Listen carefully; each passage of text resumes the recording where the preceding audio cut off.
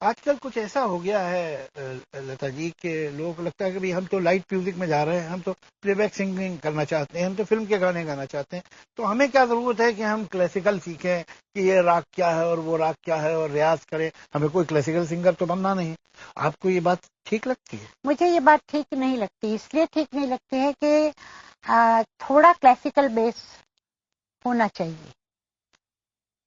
मैं आपको पूछूं कि आप अगर ये कहें कि हम गालिब को नहीं पढ़ना चाहते हैं, ज़ौक़ को नहीं सुनना चाहते हैं, इसको नहीं, और हम कवि बनना चाहते हैं, ऐसा अगर कोई आए तो काफी आए हुए ऐसे।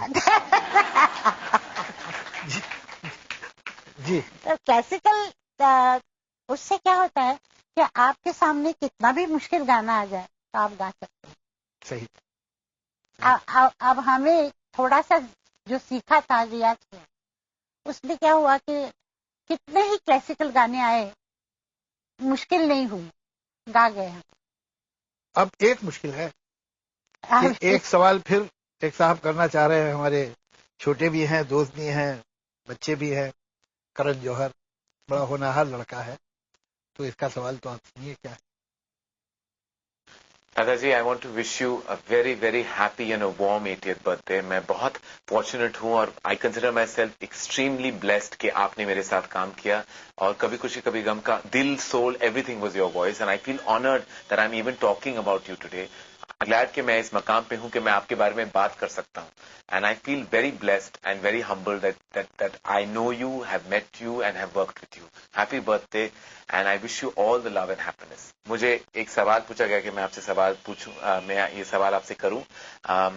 बहुत सारी एक्ट्रेसेस, बहुत सारी हीरोइंस के साथ आपने काम किया है। मैं जानता हूं कि आप शायद कहना नहीं चाहे, लेकिन if there was one actress that you enjoyed singing for, वो एक एक्ट्रेस जिन्होंने आपका ब्यूटीफुल ब्यूटीफुल वॉइस जस्टिफाई किया स्क्रीन पे, तो वो कौन होगी? If you could share that actress's name, it will be great for the actress I am sure and for all of us to know. सबसे पहले तो थैंक यू वेरी मच, आपने मुझे बर्थडे विश किया है और आप इतने प्यार से मुझसे मतलब प्यार बात कर रहे हैं। मैं बहुत खुश हूँ, आपके साथ काम करके मुझे बहुत खुशी हुई। मेरा गाना फिल्म पे मतलब बहुत सारी आर्टिस्ट थी जिन्होंने गाया है, मैंने उनके लिए। नरगिस थी, मीना कुमारी जी थी, मधुबाला थी, साधना, पर इन सब में मुझे नूतन का बहुत अच्छा लगा। नूतन का एक गाना था मनमोहना बड़े झूठे, सीमा का एक क्लासिकल गाना हीरोइन के लिए, वो भी एक्टिंग के साथ गाना, वो बहुत मुश्किल था। उसमें ताने थी और वो एक ताला था, उसमें उठना मतलब बराबर सम पे आना, उसने तानपुरा भी सही बजाया था। अच्छा।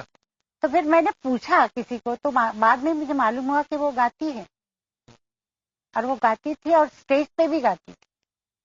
तो उसने जो लिप मूवमेंट दी थी वो बहुत सही थी। बड़े झूठे, बड़े झूठे, हार के हार नहीं मानी। तो एक और सिंगर जिसके साथ आपने गाने काफी गाए, उनके बारे में पूछा नहीं आपसे, और वो सिंगर है आशा भोसले। जहाँ तक गाने का स्टाइल है, उसका स्टाइल बिल्कुल अलग है, मेरा बहुत अलग है। मैंने कभी ज्यादा कैबरे सॉन्ग गाए नहीं, उसने हर तरह का गाना गाया, बल्कि मैं कहूंगी कि वो वर्सेटाइल सिंगर है।